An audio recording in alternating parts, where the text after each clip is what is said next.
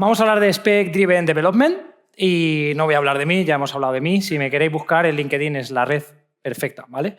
Mi red fetiche y comparto todo lo que vamos aprendiendo, ¿no? de cara a implementar estos procesos de Spec Driven en diferentes equipos y empresas, pues lo vamos volcando ahí esos aprendizajes, ¿no? De manera gratuita. Esto no es Vibe Coding, por favor. Si alguien piensa que esto es Vibe Coding, que abandone la sala, porque no vamos a hablar de cómo hacer Vibe y cómo no revisar y cómo puedo estar tomándome un café mientras la gente trabaja, ¿vale? Esto es ingeniería de software. Ingeniería de software es resolver problemas en cualquiera de sus formas y con unos niveles de abstracción pues, que van evolucionando. Hace unos años, no tantos, la gente que hacía nuestro trabajo estaba perforando tarjetas y su mayor skill era la rapidez para perforar esa tarjeta, ¿vale? Entonces, bueno, las cosas van cambiando y en cualquier caso lo que hacemos es resolver problemas a través del software, ¿vale? Si no me hacéis caso, esto puede ser vuestro código dentro de 2 o 3 meses, ¿vale? Esto puede ser vuestro departamento en 2 o 3 meses y no queremos que la deuda técnica se acumule y se acumula. Y si alguien nos dice que no, con IA la deuda técnica se acumula incluso con salvaguardas. Así que, por favor, sed muy cautos. Estamos hablando de ingeniería, estamos hablando de resolver problemas y para mí es inaceptable que un equipo de ingeniería adopte este tipo de herramientas sin ese control y ese rigor técnico que debería caracterizarnos como equipo. De nuevo, si somos ingenieros y no somos simplemente codificadores, ¿vale? Me gustó mucho esta frase, José Salamanca, allá donde estés, encantado de haber recibido esto en un comentario, en un post random de LinkedIn, pero creo que define mucho la etapa a la que nos acercamos en el mundo de la ingeniería de software, ¿no? Que es una etapa en la que no creamos directamente el producto, sino que hay una capa en medio, que es esa capa agéntica, que nosotros diseñamos y que es la que crea el producto, ¿no? Entonces, en cierto sentido, la imagen creo que hace referencia a ser los que creamos esa línea de montaje y no tanto los que estamos soldando y ensamblando cada pieza del vehículo, ¿vale? Creo que esa analogía se entiende muy bien, pero creo que también entenderéis la analogía entre el artesano y el manufacturero, ¿vale? O sea, el código deja de ser artesanía en muchos y muchas de las tareas que tenemos, en otras sigue siendo deep tech, sigue siendo innovación, sigue siendo algo que no se ha hecho antes, pero en la gran mayoría de ellas es algo que ya se ha hecho antes. La IA, igual que el developer, sabe que se ha hecho antes y hay que empezar a ponerle un proceso para que salga siempre igual. Dentro de que la IA generativa no es determinista, el proceso podría ser mucho, mucho más determinista que lo que es a día de hoy, ¿vale? Ese es el trabajo del Agentic Engineer. No creo que sea un rol diferente al que ya tenemos. Al final acabará como el tema del prompt engineering, acabará siendo una skill más de lo que tenemos que hacer hoy como ingenieros, como ingenieras. Pero, bueno, que tenéis estos 2 niveles. El primero y el más básico es aprender a usar SDD cada día, aprender a usar ciclos con agentes para que en todas las diferentes tareas que hacemos, más amplias o menos amplias, dentro del ciclo de vida del desarrollo, los agentes sean un componente importante. O podemos incluso ser los que diseñamos esa línea de montaje, los que creamos el ecosistema de agentes para que nuestros compañeros de software, nuestros compañeros de DevOps, el equipo de producto, trabaje de esta manera sistemática, consistente y coherente con la cultura de ingeniería del equipo, ¿vale?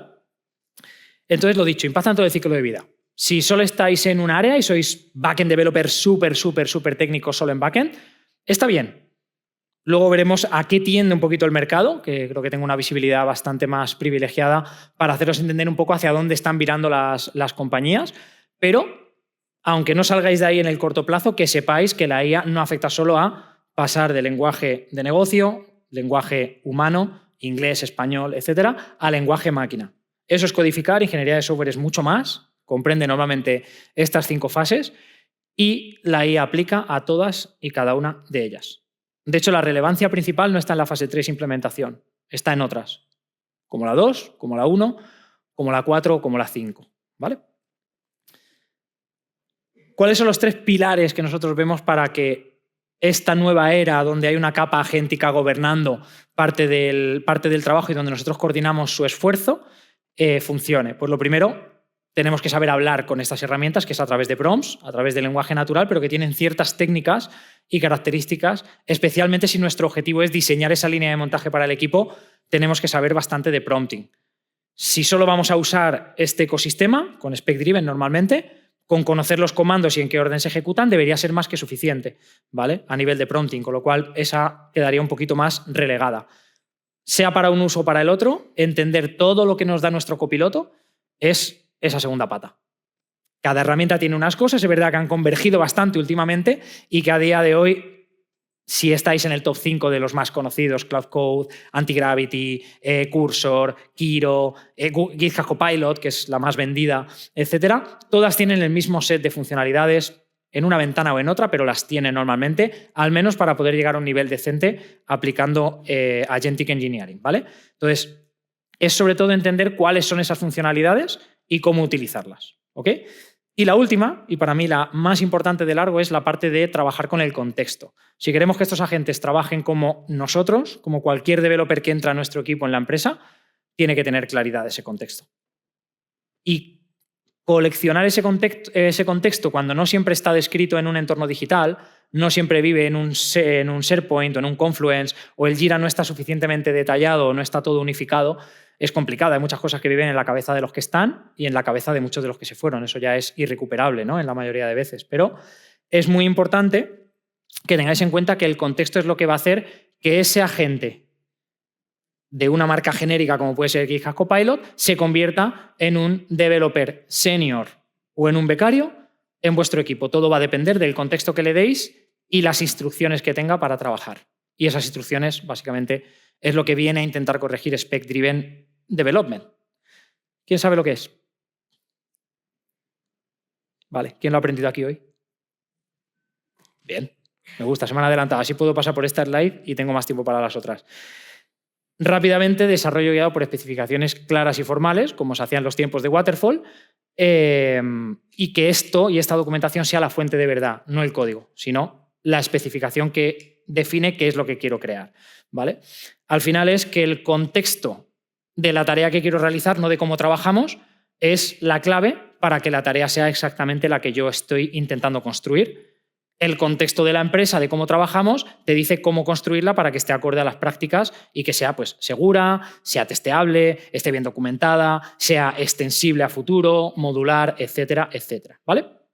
Entonces, lo primero es que esa especificación, la especificación podéis asimilarlo a historia de usuario, ticket en Jira, cualquiera de las cajitas que movéis en Jira, es esa especificación, es algo que quiero construir nuevo y tiene que ser exhaustiva. Esa es la característica principal de Spec Driven. La otra es que sea validable, porque si no, el cuello de botella se mueve de desarrollar ese pedazo de tarea a revisar ese pedazo de tarea. No queremos eso. Queremos empezar a producir mucho más. No solo mucho mejor, con más calidad, pero también mucho más. Entonces necesito que parte al menos de ese trabajo sea validable de manera autónoma por la máquina que lo permite, que tiene la capacidad a día de hoy. Sería de tontos no utilizarlo porque ya lo permite, ¿no? Y el coste para nosotros es mínimo y la garantía que nos da es mucho mayor de que no estamos haciendo bytecoding, ¿vale? Esto para mí me suena a contrato, ¿vale? Puede parecer como los smart contracts de las cripto, ¿no? Del mundo cripto, pero básicamente yo lo que me encuentro como CTO dentro de este mundo Spec Driven y por la vuelta de esta característica de Waterfall, esta concreta, es que creo que después de mucho tiempo el developer es finalmente responsable de la tarea. Porque está todo tan bien definido lo que tiene que hacer que si no está hecho o está hecho mal, tío, es que hay que leer. O sea, es que mínimamente hay que leer y hay que comprender lo que estás construyendo y todas las derivadas y todas las cosas que eso supone. Me da igual que lo hagas tú con tus manitas, me da igual que lo haga la IA, me da igual que preguntes a Stack Overflow, que preguntes a Google o a tu colega de al lado o al de otra empresa. Tú eres el responsable de que eso acabe bien en producción acorde a las características que dice la spec. Y esa spec ya no va a ser ese ticket barato, rápido y vago en Jira que te dice quiero un botón de borrar usuario. Te va a decir qué test tienes que tener, te va a decir requisitos funcionales, te va a decir requisitos no funcionales como accesibilidad, seguridad, performance, etc. Y eso es el contrato. Si tu tarea no es accesible y no tiene las ARIA label, no estás cumpliendo tu contrato. Eso es lo que a mí me da como poder a nivel de CTO y creo que es muy relevante para toda la industria, que empecemos a trabajar como parte de un proceso sistemático y no tanto como cada uno hace lo que quiere, ¿vale? Herramientas. Hay unas cuantas. Yo sé que habéis visto demos de temas de Spec Driven, de Core Reviews con Alan. Hay un montón de herramientas. Para mí, a día de hoy, para los proyectos con los que yo suelo trabajar con empresas que son brownfield, que es que ya tienen esa base de código y lo que quieren es empezar a trabajarlo con IA, pero no empiezan de cero, OpenSpec es la herramienta que me da ese equilibrio entre cuánto puedo personalizar, pero cuánto me cuesta arrancar. Y el número de casos de uso a los que cubre, porque también cubre Greenfield. O sea, también puedo empezar un proyecto de cero sin ningún problema, ¿vale? Hay otros sistemas que, pues Kilo, por ejemplo, no te deja moverte de su forma de trabajar, SpecKit está mucho más orientado a proyectos nuevos, etc. Para mí, OpenSpec es muy, muy fácil arrancar. En el repo que os voy a enseñar ya lo tenéis incluido, pero es que es un comando, literalmente instalarlo y un comando y arrancar, ¿vale? Lo bueno de estos frameworks, sea cual sea de los que os he enseñado, incluso algún otro que hay por ahí, todos ellos valen para cualquier agente, al menos del top 10, top 20 de herramientas, todas están ya incluidas, ¿vale?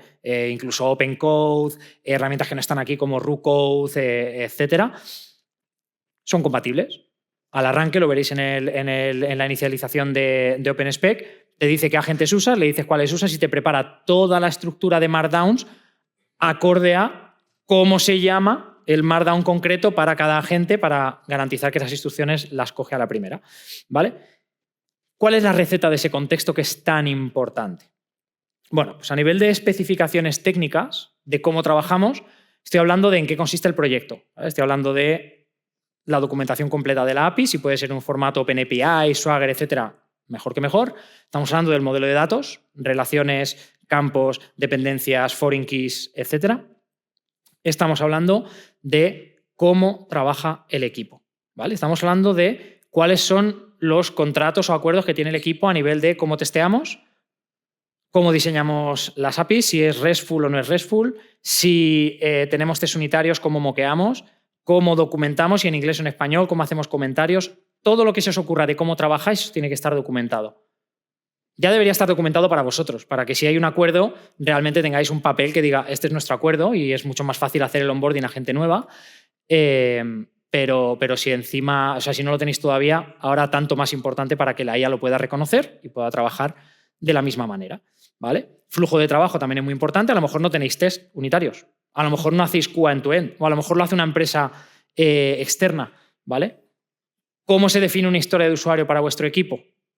¿Cómo se define un ticket?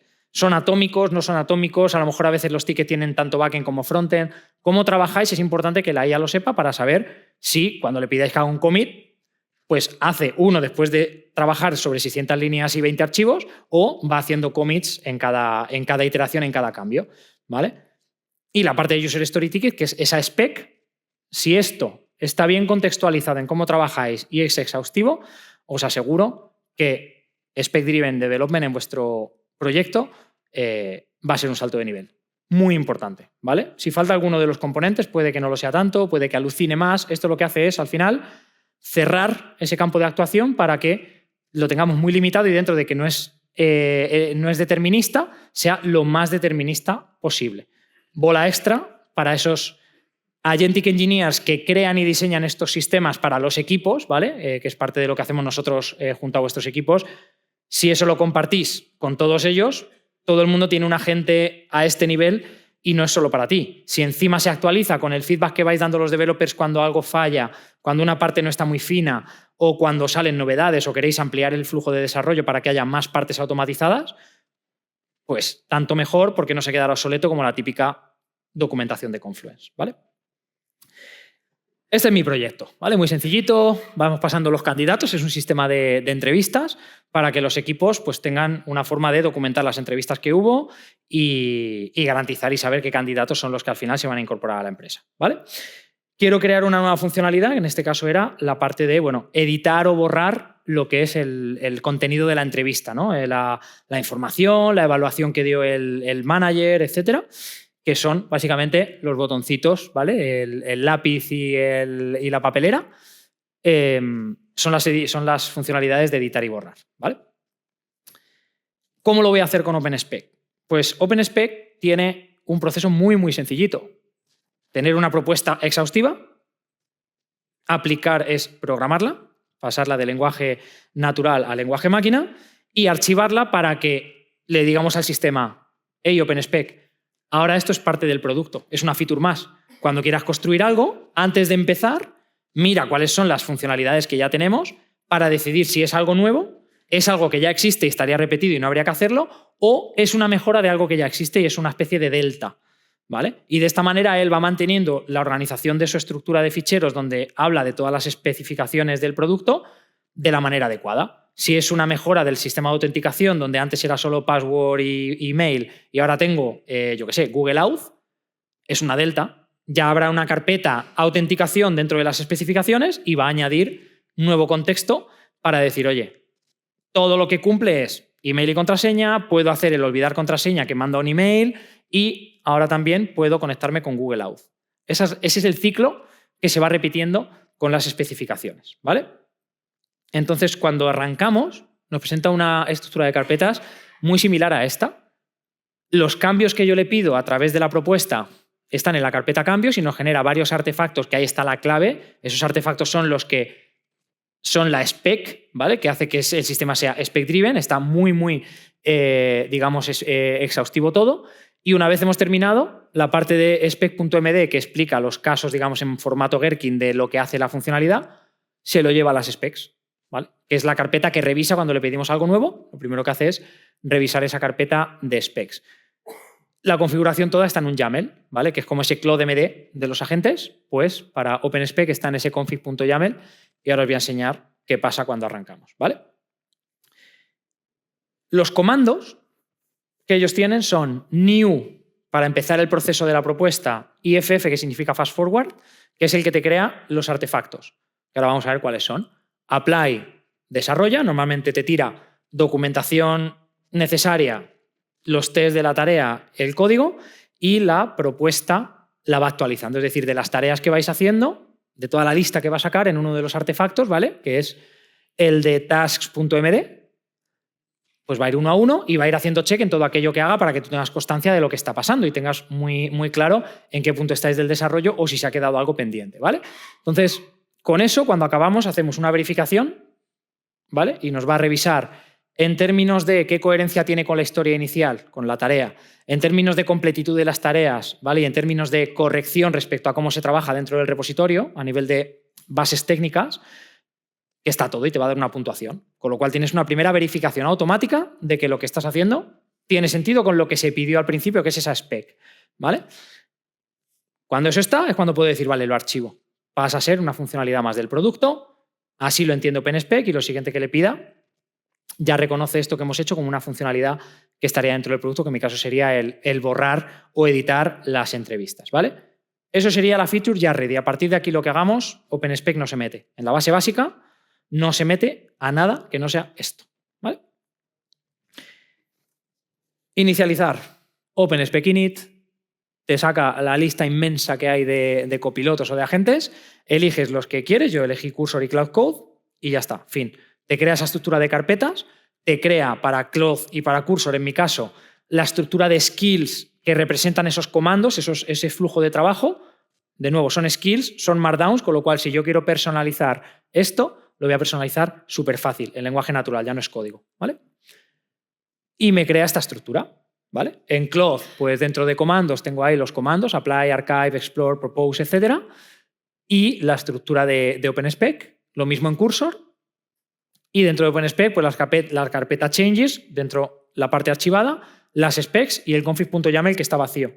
Me lo da vacío, me da una template y me dice, oye, puedes hacer algo así, pero está vacío, ¿vale?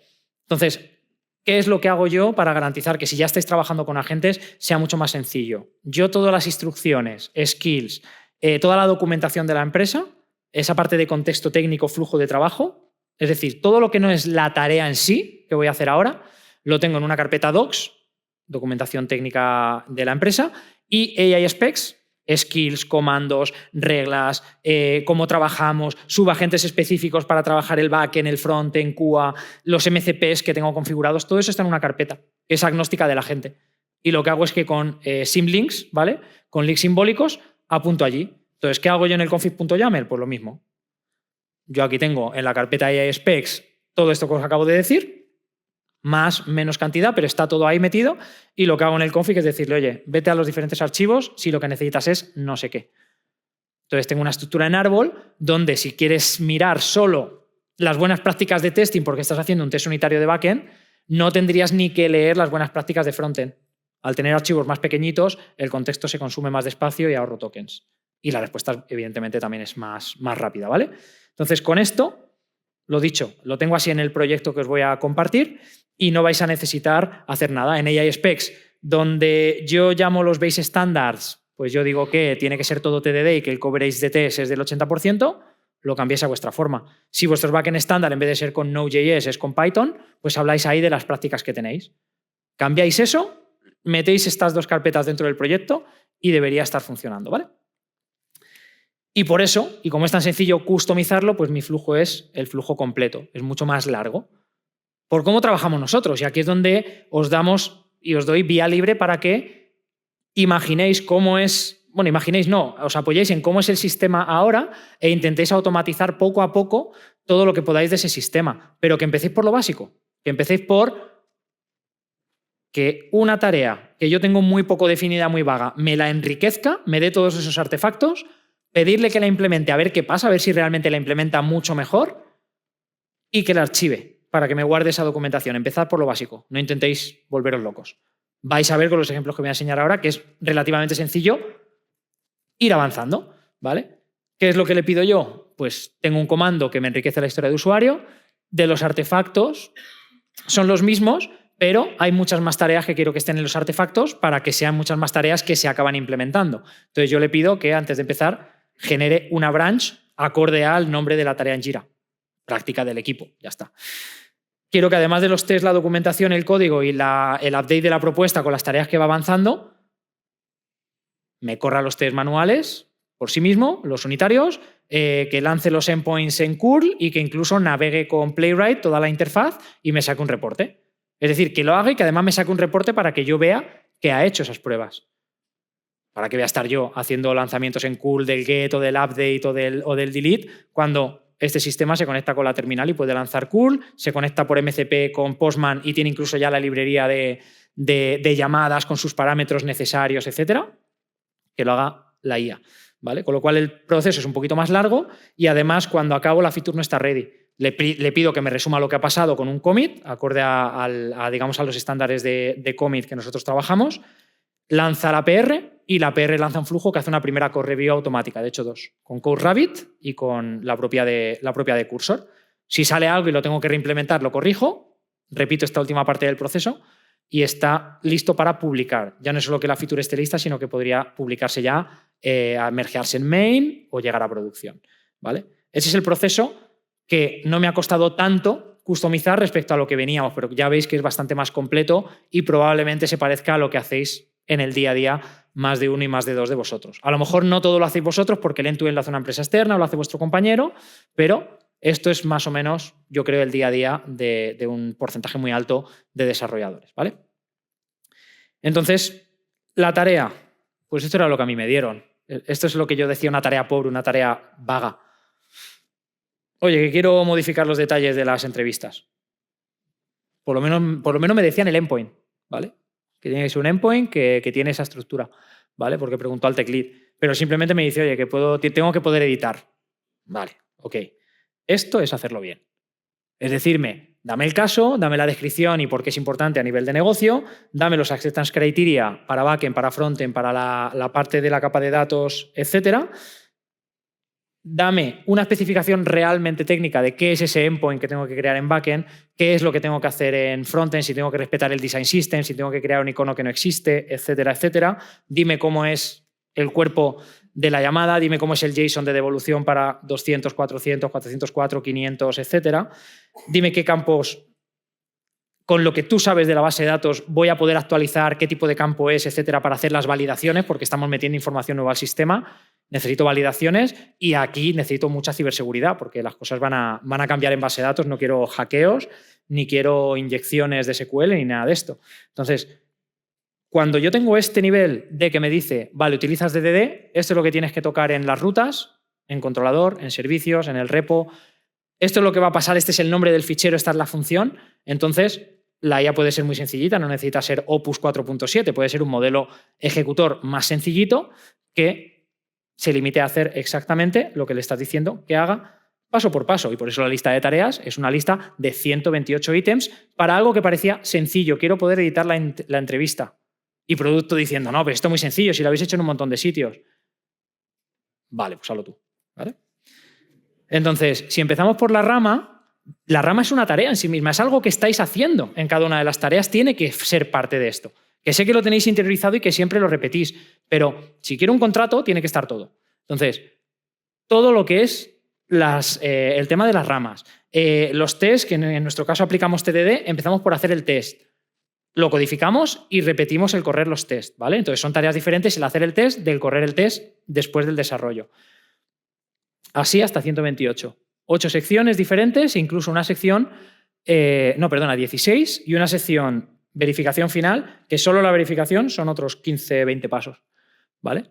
Porque está corriendo los endpoints en curl, con un montón de casos de test satisfactorios y no satisfactorios, está corriendo los test unitarios, está haciendo los reportes, está actualizando la documentación, está revisando todo, todo y todo. Eso es una tarea, que era muy sencillita desde el punto de vista de producto, ¿vale? Entonces, ¿que quiero que mi proceso incluya todo esto y quiero, por ejemplo, que incluya la rama? Pues me voy al ff.md, que es el que crea la lista de tareas, y le digo, siempre, siempre, siempre hay un paso cero, que es crear la feature branch. Siempre, siempre, siempre hay un paso que es correr los unit tests y dejar la base de datos en el mismo estado en el que estaba antes de empezar a cambiar cosas para verificar que funciona end-to-end. La lista es infinita, podéis añadir más cosas, podéis añadir más pasos o lo que sea, ¿vale? Pero esta es la forma de cambiarlo, no es rocket science, es en lenguaje natural pedirlo, ¿vale? Puedes crear comandos enteros como el de commit, donde yo le he dejado que, pues, si le meto algún tipo de argumento de que le diga no me lo subas, o solo lectura o cualquier otra palabra, pues solo me pase lo que es el texto del commit y no me haga la pull request todavía, ¿vale? Por ejemplo, test unitarios. Que me dé un reporte de este estilo me parece brutal, ¿vale? Que me identifique todo lo que está pasando y me dé el reporte y yo solo tenga que leerme el reporte para garantizar que el code coverage de la nueva tarea pues, cumple con ese estándar del 80%. Me interesa, pero me interesa también el end-to-end.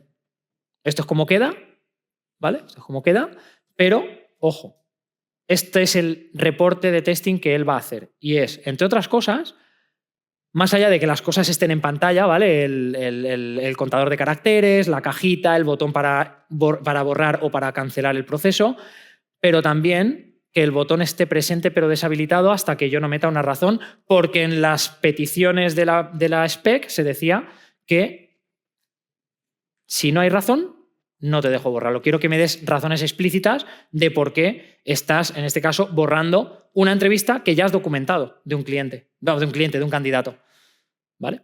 Porque eso lo voy a guardar y lo voy a loguear para tener trazabilidad en el sistema. Si yo me salto ese paso, solo por la tontería de que el botón no esté disabled si el número de caracteres es 0, me estoy cargando una parte de la funcionalidad, ¿ok? Entonces, está y lo entiende. Y lo entiende porque hay una especificación muy clara. Y lo implementa y además te verifica que lo implementa navegando hasta allí y sacándote una captura y diciéndote, oye, que sí, que el botón funciona, que está deshabilitado hasta que yo no le he metido texto, no se ha habilitado. Te saco el screenshot, aquí lo tienes. Eso es test end-to-end con IA, para mí, al menos. Ese es mi estándar, ¿vale? Entonces, pues como veis, os lo repito aquí para que veáis que estaba deshabilitado hasta que yo no meto la información, ¿vale? Si es por API, más de lo mismo. Que los casos satisfactorios ya me los sé, pero que toque a meter texto en blanco, meter caracteres cirílicos, meter números cuando el campo no me lo admite, no meter todos los campos que necesito o meter campos que no se pueden actualizar. En un listado, meter un campo que no existe. Yo quiero validar que la API me funciona más allá de un test unitario. Y esos tests pues, los puedo hacer, poner a correr un curl por la noche y que se dedique a tirar a los endpoints de la base de datos que tengo en local y a la mañana siguiente a ver cómo es ese reporte. Pero como veis, no es un caso ni dos. Estamos hablando de hacer 15, 20, 30 llamadas de API, todo el reporte de QA, todos los test unitarios. Eso es mucho tiempo que ahora no tenemos que hacer nosotros. Ni siquiera tenemos que crear esos casos y esos escenarios si el contexto técnico está bien definido y la tarea lo pide explícitamente en cada una de las tareas, ¿vale? Entonces, como veis, para cada uno de los escenarios no te dice, oye, ya está, check. Cada uno de estos escenarios por detrás, esto es el resumen final del reporte. Si alguno me ha dado un warning o lo que sea, ya sería lo que yo iría a revisar. Pero lo que yo voy a revisar lo vas a encontrar con esto. Yo no me encontré un reporte así de nadie de mi equipo en mi vida. Que me diga lo que ha lanzado, los parámetros que ha lanzado, el error que le ha dado, lo que le ha devuelto el JSON, etcétera, no me lo han devuelto en la vida. Si además coges y piensas que esto, una vez lanzado la primera vez, te lo deja programado para que eso sea parte del código de test end-to-end, pues no solo me da el resultado, sino que estoy generando el código, ¿vale? Y me da igual que utilicéis Selenium, Playwright, para apps tipo cosas como Maestro y tal, Cypress, o para el tema de APIs Postman, o que utilices Curl a pelo, ¿vale? Me da igual. No es solo que lo validéis mucho más rápido, sino que además os devuelve el código que está detrás de ese test para que la siguiente no tenga que inventarse el test. El test ya está creado, ¿vale? Si con los cambios de las specs son tan exhaustivos y tenéis tantos tests, va a ser muy fácil que la IA a partir de ahora se ocupe también de actualizar esos tests, ¿vale? Con lo cual se reduce considerablemente la carga que tenemos en la parte de mantener la suite de test siempre al día y siempre vigente, que muchas veces es por lo que fallan, porque simplemente se ha actualizado un campo en la base de datos, pero no se ha actualizado el test que refleja que las llamadas tienen un campo más en el JSON y de repente una suite entera deja de funcionar, ¿vale? Verify, lo que os decía, completeness, correctness, coherence, te lo evalúa y te hace un análisis muy potente, sinceramente muy potente, ¿vale?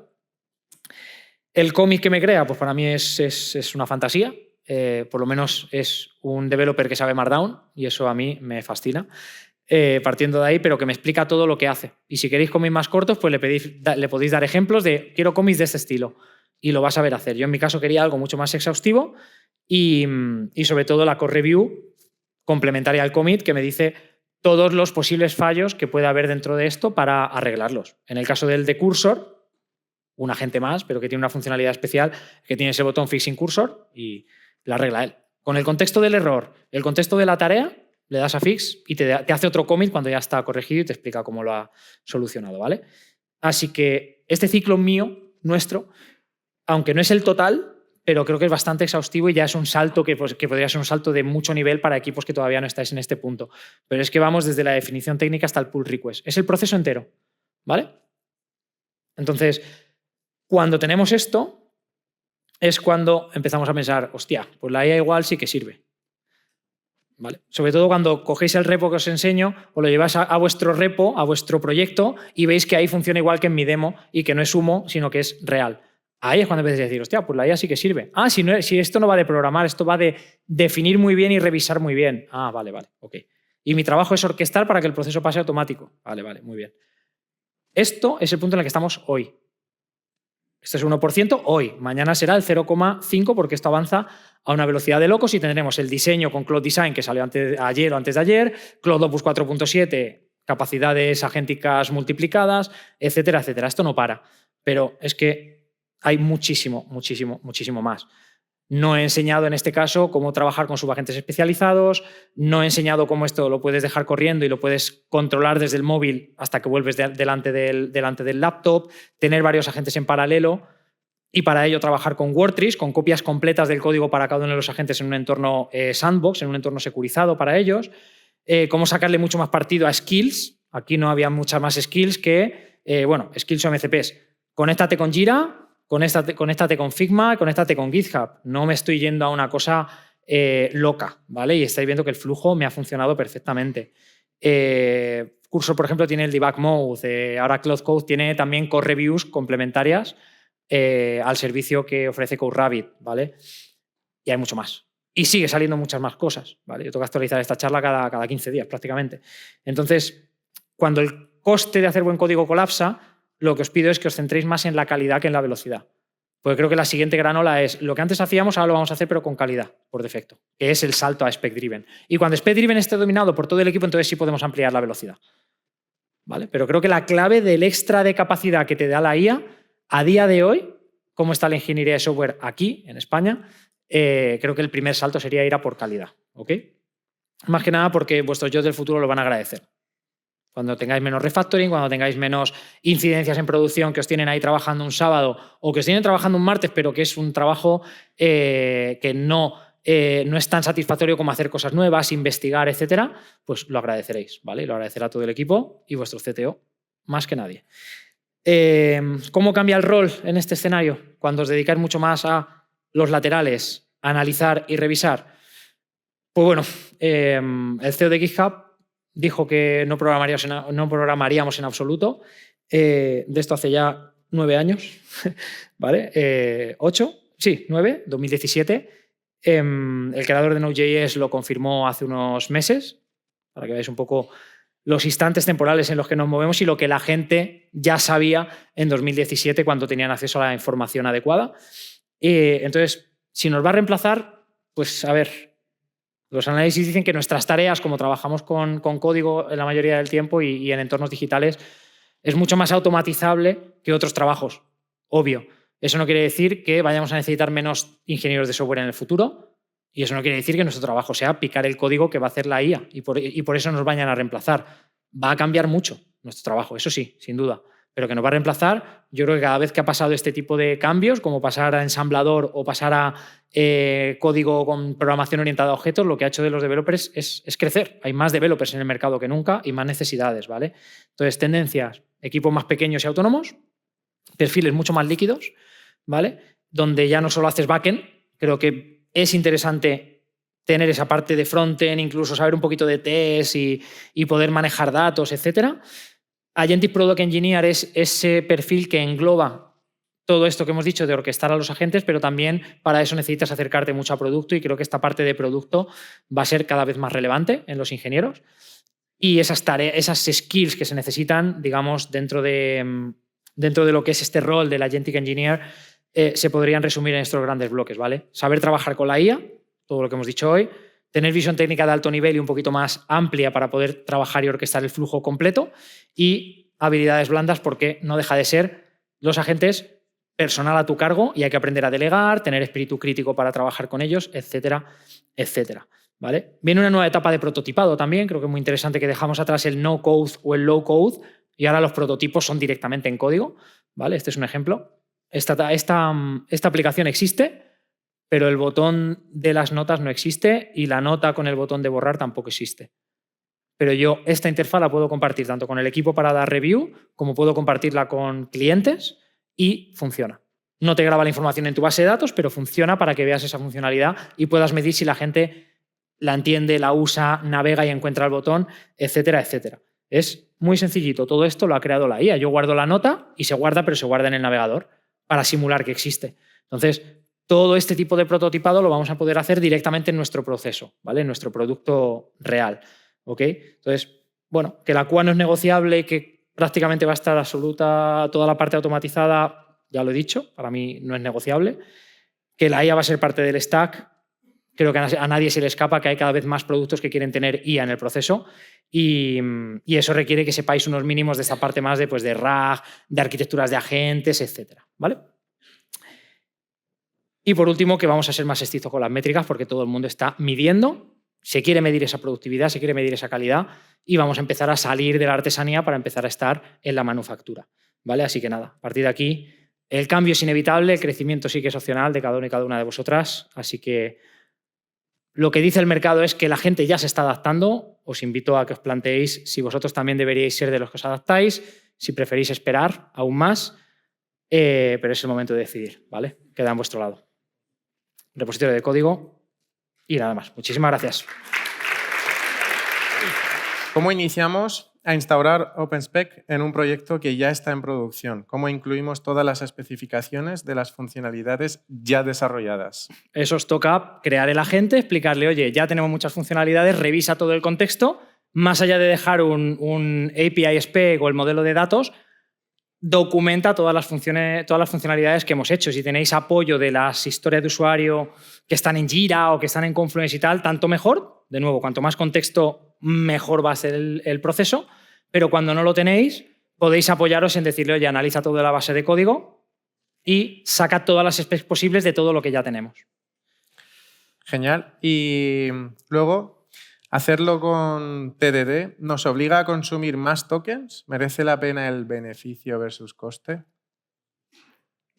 Cada uno que decida. Y ahí Los test los vas a hacer igual. Sigo hilando con otra pregunta que era: QA no es no negociable, sugerencia, la seguridad tampoco. Entonces, supongo que la calidad y la seguridad ya... Para mí no es nada negociable, no le he añadido porque no había más espacio con el tema de las métricas. Seguridad, tú le das la skill de LogWASP Top 10 y de repente todo vuestro equipo es un medio experto en ciberseguridad y te aseguras de que las peticiones concretas relativas a ciber están en cada una de las tareas. Me da igual que la haga un junior que un arquitecto, te va a pedir cosas de ciberseguridad. Con lo cual ya sabes que por contrato van a estar ahí. Pero la parte de TDD, lo único que hace TDD es hacerlo antes y después. Yo diría, sabiendo que los tests que vas a pasar son los de la nueva feature, yo diría que ahora mismo el coste de token es el menor coste, el coste que menos os debería preocupar de todos los que tenéis en los equipos. ¿Y cómo aplicarlo en escenarios monorepo versus multirepo con microservicios? La lógica de negocio global está distribuida en muchos sitios, pero al mismo tiempo cada microservicio es autocontenido. ¿Ciclo completo a nivel microservicio o en global? Sí, es lo mismo que si me decís, no, es que yo tengo el repo de backend por un lado y el de frontend por otro. Es lo mismo, aplica la misma lógica. Hay muchas maneras de distribuir, esto es algo que hacemos dentro del máster, no me voy a extender, pero básicamente esto lo podéis tener como paquetes instalables dentro del proyecto. Entonces me da igual que lo tengáis en un proyecto que en 15, ese contexto puede convivir y aunque en un repo, que es el repo de la parte de pagos, no necesitéis el contexto de cómo funciona la parte de logística, ¿vale? Me estoy inventando como el caso de un e-commerce, ¿vale? A mí me da igual. Dejar el contexto, que si ese contexto está bien hilado, solo tienes que tener un contexto para gobernarlos a todos, ¿vale? Eso es. Sí. Y esta me gusta. ¿Qué ocurre si hago yo un cambio manual que no se ve reflejado en la spec archivada? ¿No se volverá loco el agente la próxima vez? Haberlo hecho bien. Si yo fuera el CTO, la culpa es tuya. O sea, eres tú el responsable de que aunque sea un cambio mínimo de un cambio de color de un botón, lo que hagas no sea me voy en el CSS, cambio el color, el RGB, sino que cojo y digo a la IA, documenta que vamos a cambiar el color del botón por RGB. Esto es un pequeño cambio. Y aunque sea que te meta el delta, pero que en toda la documentación se explique que el botón ahora es rojo y ya no es verde, porque si no, la IA la vas a volver loca, pero a todo tu equipo también. Entonces, la clave de Spec Driven para que funcione es que la documentación se mantenga viva. Y los frameworks lo que facilitan es que esa documentación se mantenga viva. No le rompáis los esquemas de esta manera. O sea, hay partes que podéis pensar es sobre ingeniería, pero lo agradeceréis cuando por primera vez en vuestra historia la documentación realmente esté actualizada. Y esa va a ser la clave del futuro del trabajo en software. Y por último ya, porque los que no se han podido, pues podemos luego también seguramente hablar. Sí, mira, yo voy a dejar aquí, si queréis, los que queréis apuntar tanto mi LinkedIn como el email. Me comprometo a ir contestando las preguntas que me lancéis si no he tenido espacio aquí, ¿vale? Así que sin problemas. Y la última pregunta es sobre la curva de aprendizaje, de ponernos ya con hacer SDD, a meternos con IA y demás.